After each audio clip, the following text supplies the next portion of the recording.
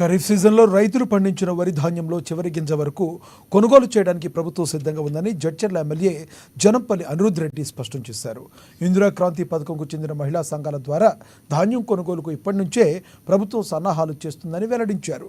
జడ్చర్ల మండలంలోని నస్రుల్లాబాద్లో ఐకేపీకి చెందిన వరి ధాన్యం కొనుగోలు కేంద్రాన్ని ఎమ్మెల్యే ప్రారంభించి మాట్లాడారు.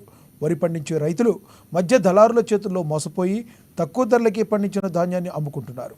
కాబట్టి ఇలా ఏ రైతు నష్టపోకూడదనే ఉద్దేశంతో మహిళా సంఘాల ద్వారా ధాన్యం కొనుగోలు కేంద్రాలు ఏర్పాటు చేసి ప్రభుత్వమే ధాన్యాన్ని కొనుగోలు చేస్తుందని ఆయన తెలిపారు.